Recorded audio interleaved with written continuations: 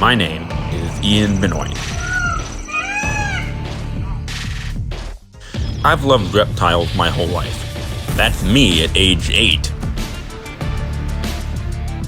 Now, I'm putting that passion to good use and getting you guys up close and personal with amazing reptiles and amphibians.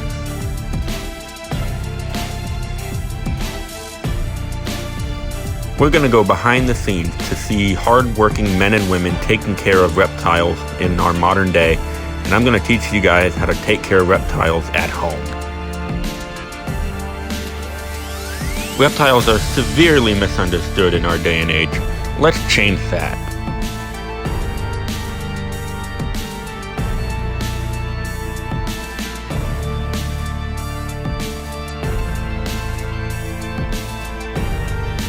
Education is the first step to conservation.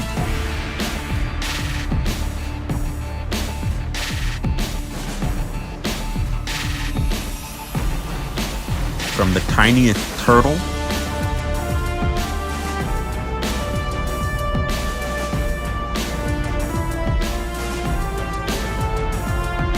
to the biggest alligator.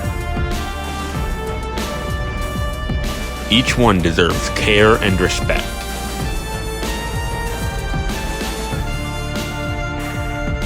Join me on my reptilian adventure.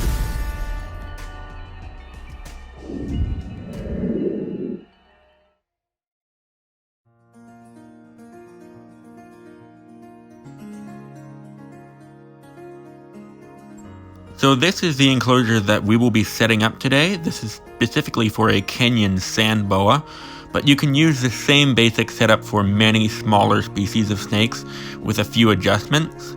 Kenyan sand boas do not need a basking area since they are A, nocturnal, and B, they are underground most of the time, so they have a heat pad instead of a basking lamp.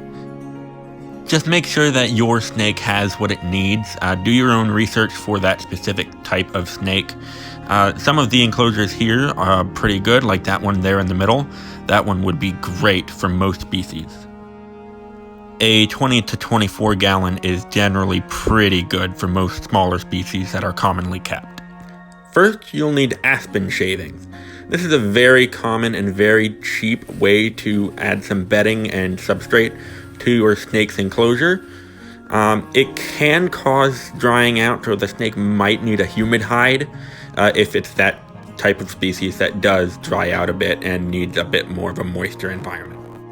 I don't recommend using sand because that can lead to impaction, which is not something you want. Next, you'll need a small hide. You'll see I am here using a log half.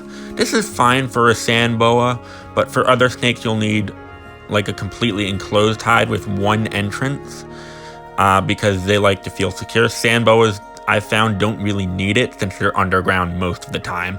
So really, this is just a form of enrichment for her. Next, you will need a water dish. This can be just as simple as a small, heavy dog bowl that you can't tip over, or this more naturalistic looking rock style water dish.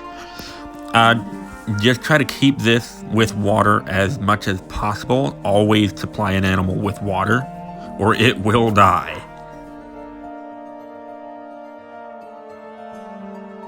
Next, you'll need some sort of enrichment for your snake. You'll see here I am using a small piece of spiky driftwood, but you can use just about anything that they can climb around on.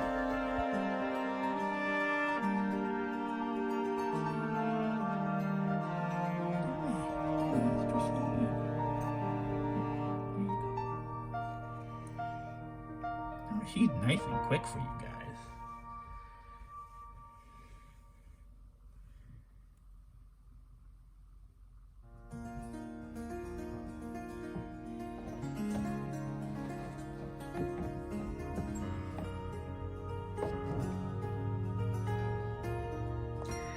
And that is how you set up a nice little basic snake enclosure for just about anybody, typically for those on a low budget. Thank you all so much for watching, and if you would like to, please subscribe to see more reptile videos coming soon. I'm really excited to be going into this side of YouTube.